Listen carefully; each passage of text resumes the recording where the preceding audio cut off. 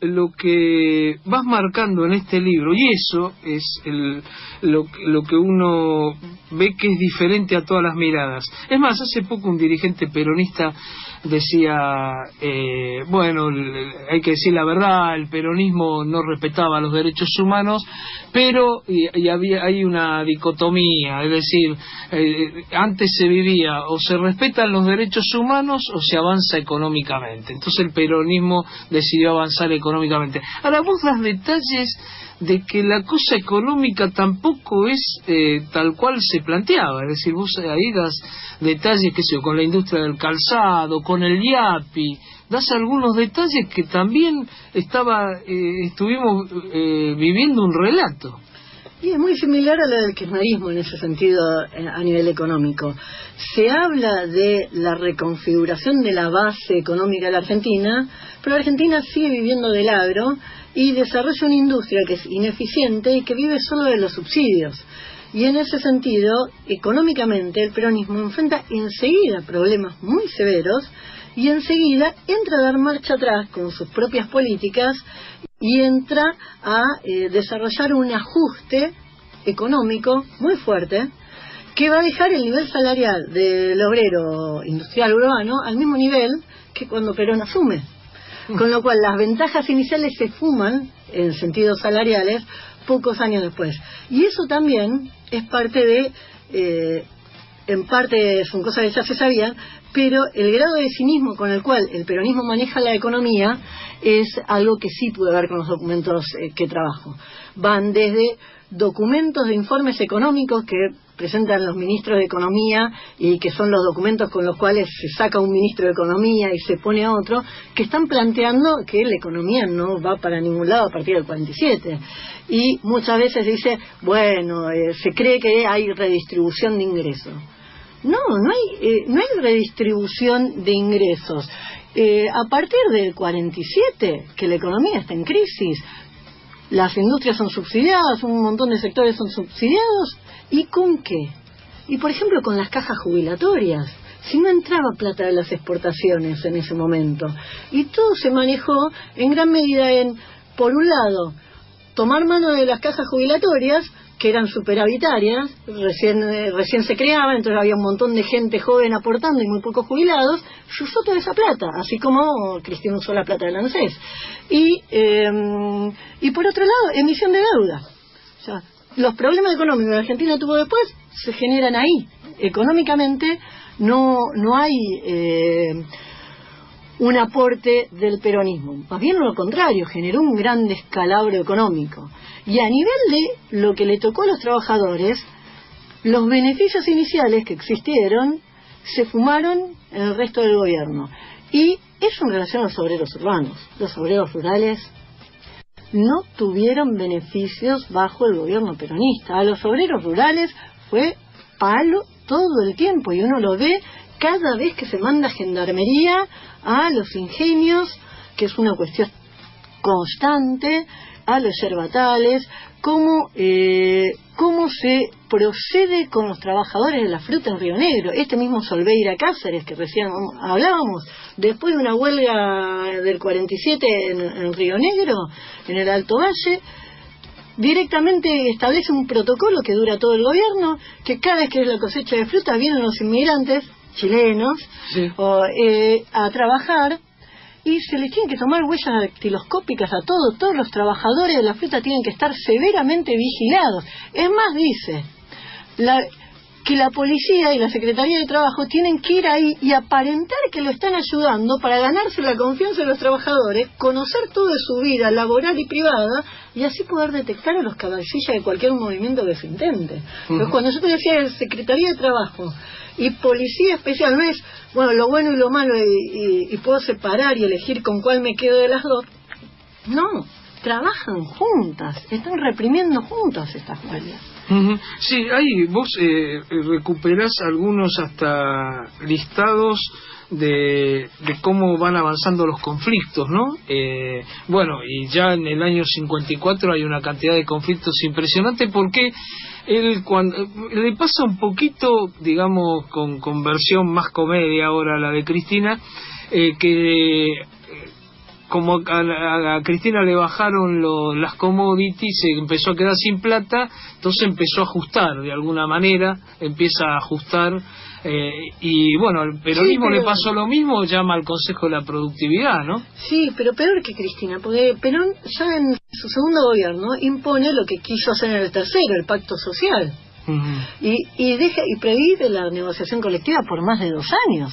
Hay 2 años donde vos no podés negociar salarios, y por eso se arma el quilombo en el 54. Y también estaban prohibidas las huelgas también. Claro. Por eso se arma el quilombo en el 54, porque venís de 2 años que te prohibieron negociar convenios, más de 2 años que te prohibieron aumentos de sueldo. Entonces, cuando te abren la negociación es explosiva, en un contexto en que el gobierno no tiene para dar, busca ajustar más. ¿Y qué ocurre?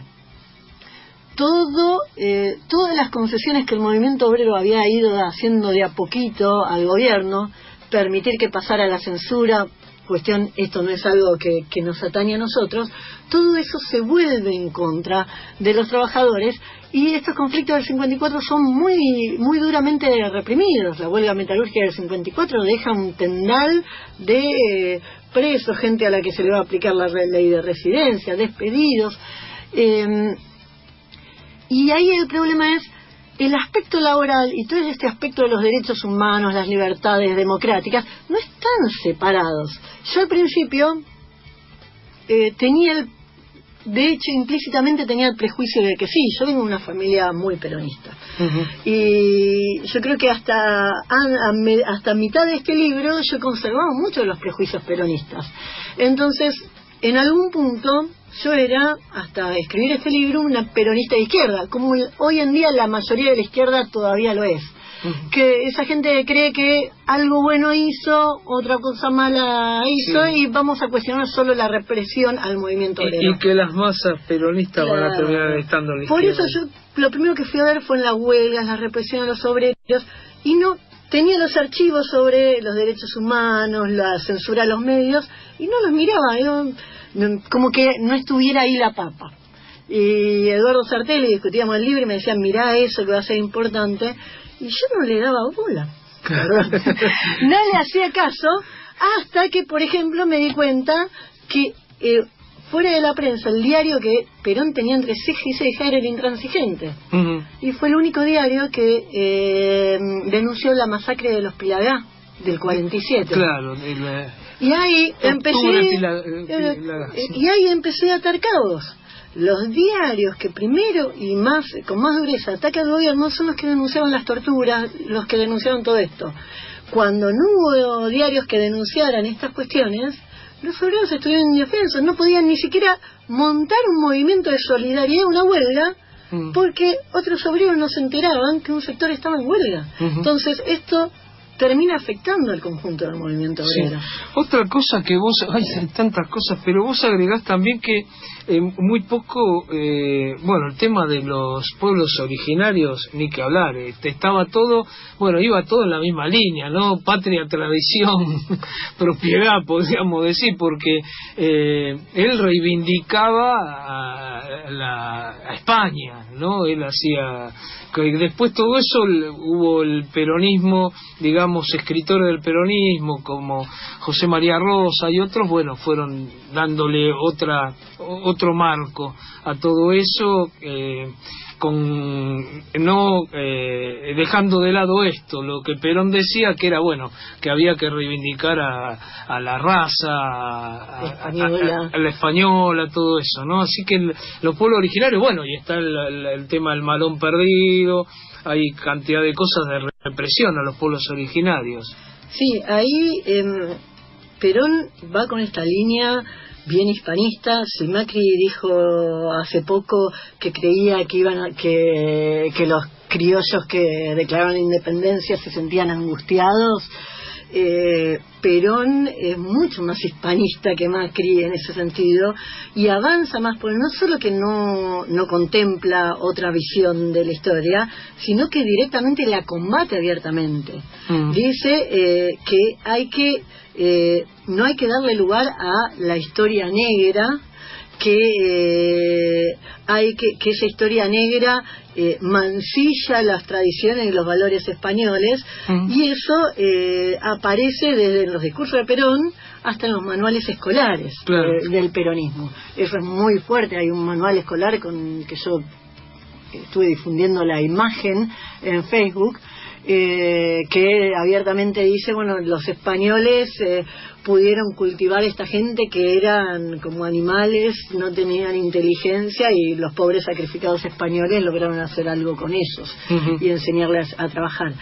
Estas cuestiones ideológicas, que eran las que se llevaban a las escuelas, a todos lados, se manifiestan en la política que se tiene. El indio es mano de obra barata y es tratado como tal, y es el último orejón del tarro. Yo decía, el obrero rural no tiene derechos bajo el peronismo. El Estatuto del Perón Rural es puro mito, puro mito. Realmente no hay los aspectos positivos, no se cumplen, los negativos, como prohibir las huelgas, se cumplen a rajatabla, y al obrero rural se le manda permanentemente las fuerzas policiales, las fuerzas de seguridad, al punto que gendarmería es un hecho cotidiano, al punto que, una anécdota, cuando se estrena en Misiones la película Las aguas bajan turbias, sí, de Alfredo Varela,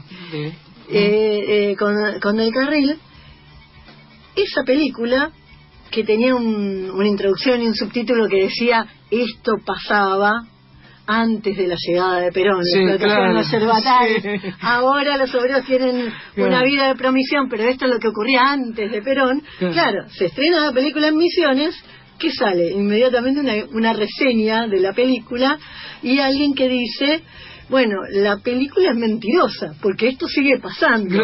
Es más, ahora es peor, porque los que te fajan son de gendarmería, porque los que vienen a trabajar acá son los mensú que vienen de Paraguay, y cada vez que protestan por algo, la gendarmería lo agarra, lo mete preso con la excusa de ser inmigrante ilegal, lo faja y lo manda de vuelta al Paraguay. Al otro día cerraron el diario, encarcelaron e incomunicaron al director, y el que escribió la nota llegó a hacer a tiempo y se volvió a Paraguay. Bueno, otro tema, y este es un tema realmente muy espinoso para el peronismo. Vos hablás del mito Eva Perón. Hablas del mito Eva Perón. Contale un poco a los oyentes como que hay como una sobredimensión de lo que hizo Evita el 17 de octubre, todo eso está, bueno, todo sacado por supuesto de documentos. Ahí cuando se habla de Eva Perón es otra vez esta idea de tratar de separar lo malo de lo bueno del peronismo y dejar algo reivindicable, ¿sí? Es lo que hacen Montoneros. Bueno, Perón, primero le echamos la culpa a López Rega. Sí. Hoy, retrospectivamente, por ejemplo, Bonazo sigue diciendo, está bien, Perón armó la AAA, pero Evita era otra cosa. Claro. Entonces, la idea de rescatar algo distinto, más combativo, etcétera. Eva Perón en ningún aspecto es más combativa que Perón. Es una figura que se arma políticamente desde arriba, todo el operativo y el armado de prensa en torno a gestar la imagen de Eva Perón es muy importante. Está primero el mito montonero de Evita recorriendo las barriadas para levantar a los obreros en el 17 de octubre. Eso hace tiempo que los historiadores lo dejaron de lado. Está claro que ella está tratando de hacer los trámites para casarse con Perón e irse a otro lado. Es más enemista con quienes no quieren. Hay abogados cercanos a Perón que no quieren hacer los trámites para ayudar a sacarlo del país, porque quieren que se quede de la pelea, y Eva Perón discute con eso porque quiere facilitar el retiro de Perón. Eva Perón no tiene ningún rol en el 17 de octubre.